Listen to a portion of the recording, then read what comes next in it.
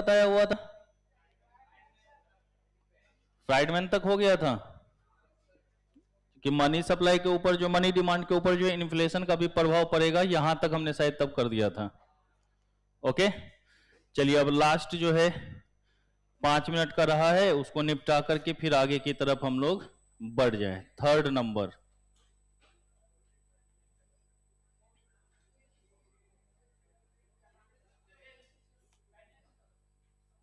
Demand for money as behaviour towards,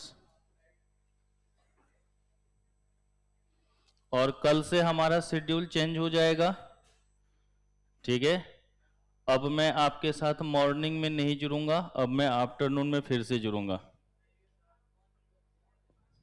ठीक है, कल से अब 9 से 11 जो है आप लोग अकाउंट्स की क्लास करेंगे, और मैं जुड़ूंगा आप लोगों से जिस टाइम में पहले जुड़ा करता था, सबसे आखिरी में।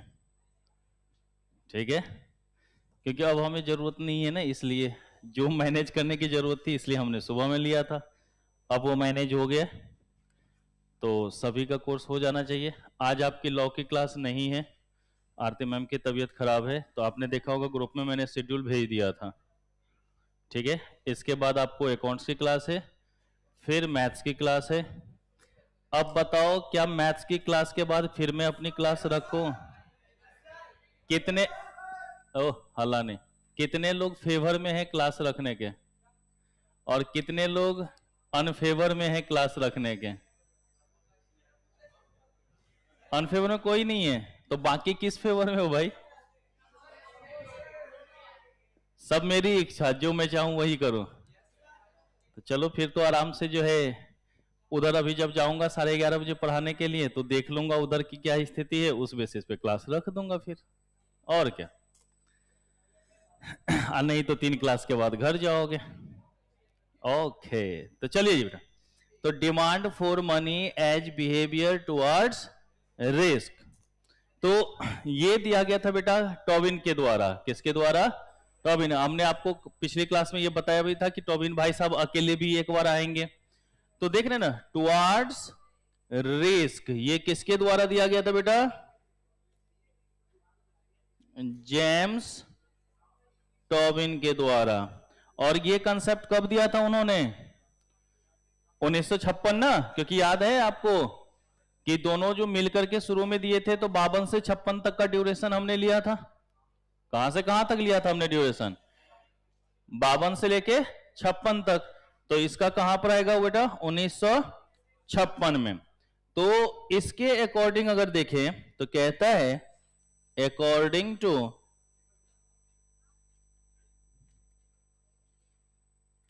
Tobin an investor is faced. Online वाले बच्चे नहीं क्यों बोलते मुझे समझ में नहीं आता, वो तो घर पे स्वास्थ्य लाभ ले रहे हैं। अच्छा चलो कोई नहीं, मैथ्स के बाद घर चले जाना। और कुछ? N investor is faced with a problem of what proportion of his portfolio of financial assets. बेटा देखो, थोड़ी सी गर्मी झेल लो, लेकिन अब एसी मत चलवाओ, सीधा बीमार करने का ये उपाय होगा। नहीं बेटा, portfolio of financial assets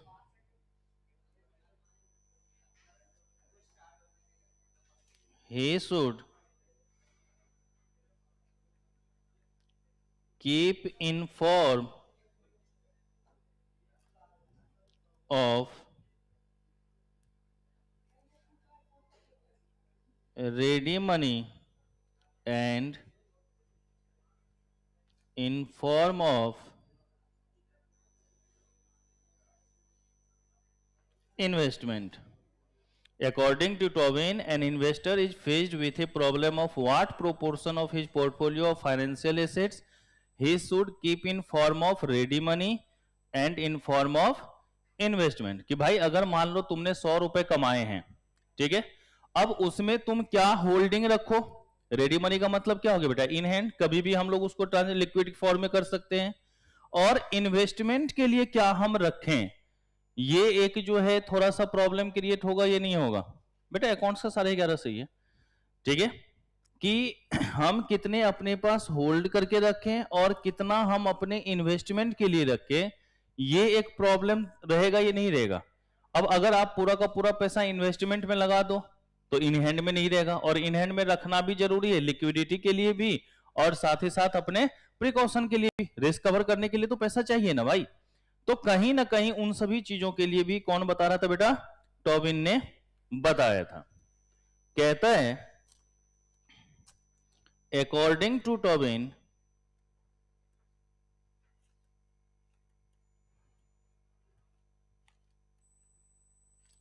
an individual's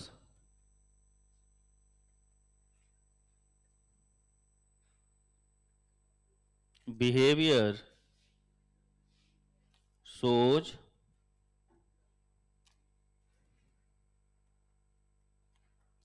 risk aversion, which means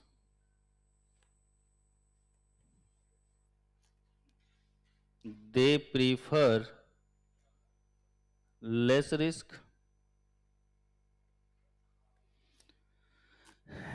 भाई रिस्क को क्या करना? कम करना. रिस्क को क्या करना? कम करना. कि हमेशा अगर इंडिविजुअल्स के नजरिए से सोच के देखो तो हर किसी का माइंड ये कहता है ना कि भाई हमको अपना बचाव तो करके रखना है. इसमें भी धुंध की तरह लग रहा है ना? लग रहा है. ये सब पॉल्यूशन का इंपैक्ट है. अच्छा, एसी चला देंगे तो पॉल्यूशन खत्म हो जाएगा? वाह बेटा. इन और लो, जो जल्दी आओ करो, जो लेट आए हो.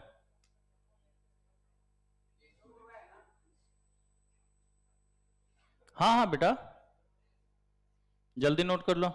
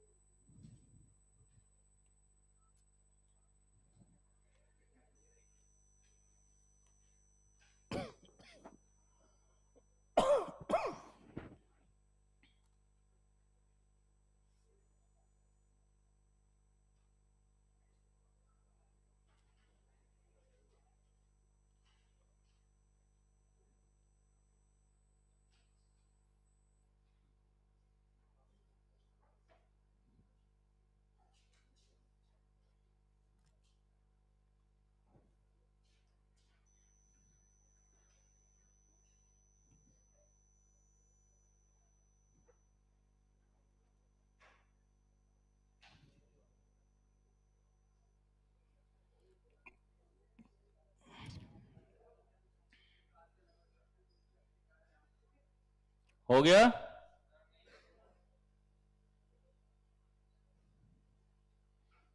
बेटा फर्स्ट पैराग्राफ इसलिए समझ नहीं आया क्योंकि तुम जुड़ू ही हो अभी. अगर पहले जुड़ गए होते तो समझ आ गया होता. क्योंकि ऐसी कोई बात ही नहीं करी थी, हमने सीधी बोली थी कि भाई अगर हमने इन्वेस्टमेंट के लिए करना है तो हमको हाथ में भी पैसा रखना पड़ता ही नहीं. भाई जो हमारी इनकम हुई है ऐसा तो है नहीं कि पूरा का पूरा इन्वेस्ट ही कर दें या पूरा का पूरा होल्डिंग ही कर दें.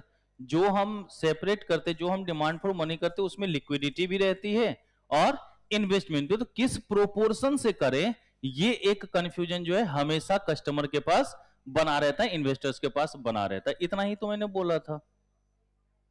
दीदी टाइम पे जुड़ा करो, सब समझ में आएगा. चलो,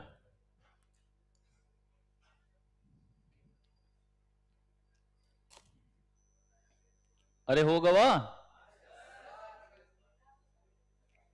चलिए जी, अब यहां पर देखो, पहले भी हमने एक चीज बता रखा था, जितना हम रेट ऑफ इंटरेस्ट को बढ़ाएंगे होल्डिंग डिमांड उतना ही क्या होगा, होल्डिंग ऑफ मनी उतना ही क्या होगा बेटा, कम होगा क्या।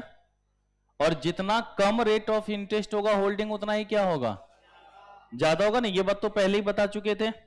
तो इसी के बेसिस पर यहां पर फंक्शंस कर्व बना है। तो पहले ये कंडीशन लिख लेते हैं, नीचे एक ग्राफ बनाते हैं और टॉपिक से खत्म होकर के यूनिट 2 की तरफ भागते हैं हम लोग।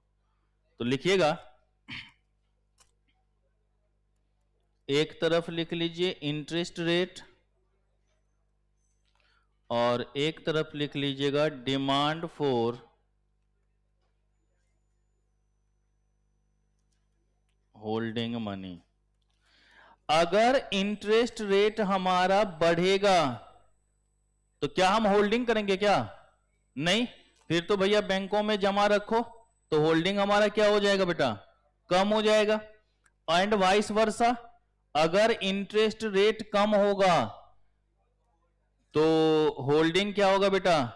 याद है पीछे एक क्लास में हमने बोला था कि जापान में जो है 10 इयर्स बॉन्ड्स पर कितना परसेंट इंटरेस्ट रेट चल रहा है, 0.2%। 0 तो कोई भी बॉन्ड खरीदना चाहेगा क्या बोलेगा, छोड़ दे हमारे घर में ही रखा हुआ है, कम से कम सुकून तो है ना। तो अगर इंटरेस्ट रेट बढ़ेगा तो डिमांड फॉर होल्डिंग मनी क्या होगा, कम होगा। और इंटरेस्ट रेट अगर कम होगा तो डिमांड फॉर होल्डिंग मनी क्या हो जाएगा, कौन सा रिलेशन, इनवर्स, नेगेटिव या इनडायरेक्ट रिलेशन। तो जिस तरीके से हम लोग डिमांड कर्व बनाते थे, क्या उसी तरीके से यहां पर भी बन जाएगा क्या। तो एक छोटू सा ग्राफ यहां पर बनाते हैं हम लोग।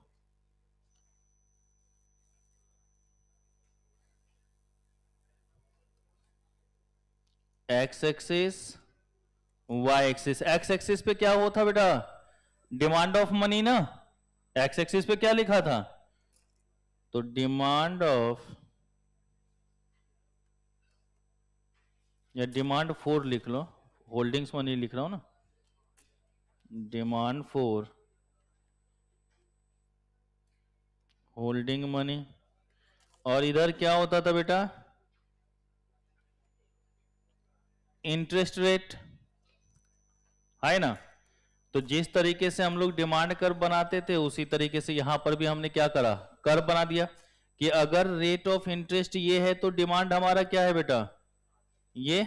इसको हम लोग मान लेते हैं R1, इसको मान लेते हैं D1। अगर हमारा इंटरेस्ट रेट कम हुआ तो हमारा डिमांड क्या हुआ बेटा, D2। ये R1 से कहां पे पहुंच गया, R0 पे। डिमांड D1 से कहां पे पहुंच गया बेटा, D2 पे। तो कौन सा रिलेशन दिख रहा है, नेगेटिव ना, देख रहे हो ना। इंटरेस्ट रेट क्या हो गया हमारा, कम हो गया है, और डिमांड फॉर होल्डिंग मनी क्या हो गया है बेटा, हमारा बढ़ गया है।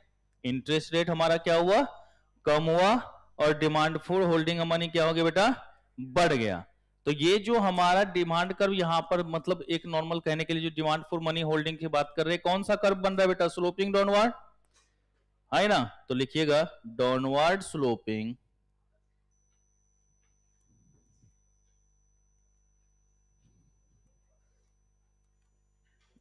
लिक्विडिटी प्रेफरेंस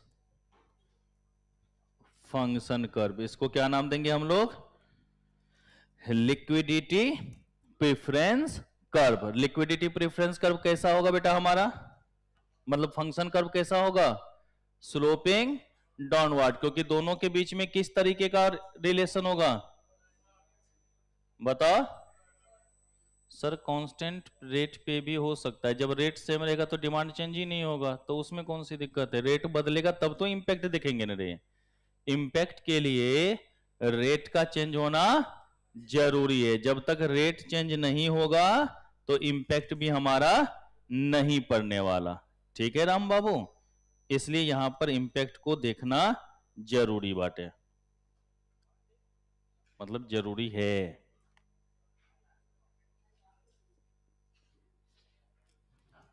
हो गया। तो ये कहानी थी हमारी डिमांड फॉर मनी की।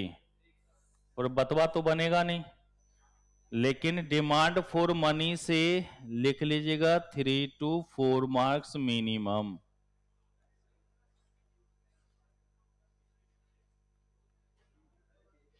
पांच नंबर भी आ सकता है, 6 नंबर तक भी जा सकता है। सिर्फ ये वाले ग्राफ से नहीं, पूरा टॉपिक की बात कर रहा हूं। मैंने डिमांड फॉर मनी बोला है, मैंने ये थोड़ी ना बोला कि टॉबिन वाले कंसेप्ट से 3 से 4 नंबर आएगा, इसमें से तो आएगा ही नहीं। ठीक है।